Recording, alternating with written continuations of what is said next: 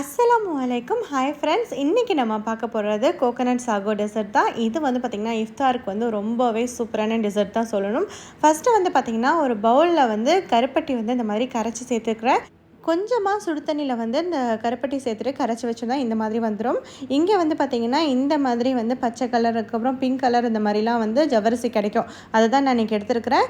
இந்த ஜவ்வரிசியில் வந்து கொஞ்சமாக உப்பு சேர்த்துட்டு பாண்டான் லீஃப் வந்து சேர்த்துருக்குறேன். அதுக்கப்புறம் பாண்டான் வந்து அரைச்சி அதோட எக்ஸ்ட்ராக்ட்டும் வந்து சேர்த்துருக்குறேன். உங்ககிட்ட க்ரீன் கலரில் ஜவ்வரிசி இல்லைன்னா ஒன்றும் பிரச்சனை இல்லை, கலர் இல்லாமே வந்து செய்யலாம், அப்பயுமே நல்லா தான் இருக்கும்.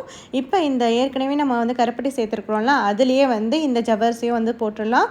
இதே மாதிரி எல்லா பவுல்லையும் வந்து நான் ஃபில் பண்ணிக்க போகிறேன். ஜவ்வரிசிக்குன்னு தனியாக வந்து சுகர் எதுவும் சேர்க்க தேவையில்லை. ஏற்கனவே இந்த கருப்பட்டியில் இருக்கிற இனிப்பே இதுக்கு வந்து போதுமானதாக இருக்கும். ஏன்னா நம்ம திக்காக தான் வந்து கருப்பட்டி வந்து கரைச்சி வச்சுருக்கோம். இப்போ எல்லா பவுல்லையும் இந்த மாதிரி வந்து ஃபில் பண்ணி வச்சுட்டேன். நெக்ஸ்ட்டு ஒரு பாட்டில் வந்து பார்த்திங்கன்னா தேங்காய் பால் வந்து 2 கப் அளவுக்கு சேர்த்துருக்குறேன். என்னோடய தேங்காய் பால் வந்து நல்லா திக்காக இருக்குது அப்படிங்கிறதுனால 1 கப் அளவுக்கு தண்ணி வந்து இதில் சேர்த்துக்கலாம். இது கூட வந்து கோகனட் ஜெல்லி பவுடர் தான் நான் இன்றைக்கி எடுத்துருக்கிறேன். இந்த கோகனட் ஜெல்லி பவுடர் இல்லைன்னா ஒன்றுமே பிரச்சனை இல்லை. நீங்கள் அகர் இல்லைன்னா நார்மல் பிளெயின் ஜெல்லி பவுடர் இருந்துச்சுன்னா அதை கூட வந்து சேர்த்துக்கலாம். ஜெலட்டின் அந்த மாதிரி எது இருந்தாலும் அது கூட வந்து சேர்த்துக்கலாம். ஏன்னா இது வந்து தேங்காய் பாலில் தான் பண்ணுறோம் அப்படிங்கிறதுனால தேங்காய் பாலோட ஃப்ளேவர் வந்து உண்மையிலேயே நல்லாவே இருக்கும். இப்போ இதை சேர்த்துட்டு இதை வந்து நல்லா வந்து மிக்ஸ் பண்ணிக்கலாம். இது ஓரளவுக்கு நல்லா கரைஞ்சி வந்ததுக்கப்புறமா இதை ஸ்டவ்வில் வச்சுட்டு 3 to 4 மினிட்ஸ் மட்டும் வந்து நான் அதை வந்து பாயில் பண்ணிக்க போகிறேன். ரொம்ப பாயில் ஆச்சுன்னா நமக்கு வந்து தேங்காய் பால் வந்து திரியாகிடும். நீங்கள் அகரகர் சேர்த்து பண்ணுறதா இருந்தால் அகரகர் வந்து பவுடர் பண்ணிவிட்டு சேர்த்துக்கோங்க. இப்போ இது வந்து ஓரளவுக்கு நல்லா பாயில் ஆனதுக்கப்புறமா இதை வந்து கப்ஸில் வந்து நான் சேர்த்துக்க போகிறேன். நம்ம ஏற்கனவே போட்டிருக்கிற அந்த சாகோட லேயர் வந்து டிஸ்டர்ப் ஆகாமல் அப்படியே மெதுவாக வந்து சேர்த்துக்கோங்க. இல்லை ஒரு கப்பில் ஊற்றிட்டு சேர்த்திங்கன்னா உங்களுக்கு கொஞ்சம் ஈஸியாக இருக்கிற மாதிரி இருக்கும்.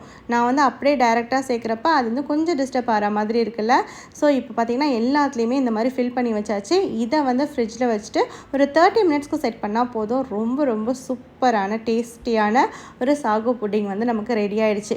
இதை வந்து இன்றைக்கி நாங்கள் இஃப்தாருக்கு தான் வந்து பண்ணியிருக்கிறோம். இன்றைக்கி வந்து நான் இஃப்தாருக்கு இது மட்டும் தான் பண்ணேன். மற்றதெல்லாம் வந்து பார்த்திங்கன்னா என்னோடய ஃப்ரெண்டு கொடுத்தது, அப்புறம் கடையில் வாங்கினது தான். ஸோ இன்றைக்கி எங்களோட இஃப்தார் இது தான். இந்த டெசர்ட் வந்து கண்டிப்பாக நீங்கள் ட்ரை பண்ணி பாருங்கள். நோன்பு திறக்கிறதுக்கு ரொம்ப சூப்பராக டேஸ்டியாக இருக்கும்.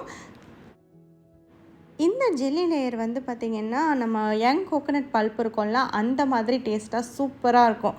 அந்த இளநீரில் இருக்கிற அந்த பல்ப்போட டேஸ்ட்டில். இப்போ வந்து பார்த்திங்கன்னா நாங்கள் நோன்பு திறந்துட்டோம், இப்போ சாப்பிட போகிறோம். ரொம்பவே டேஸ்டியாக சூப்பராக இருந்துச்சு. கண்டிப்பாக நீங்களும் ட்ரை பண்ணி பாருங்கள். தேங்க்யூ ஃபார் வாட்சிங். அஸ்ஸலாமு அலைக்கும்.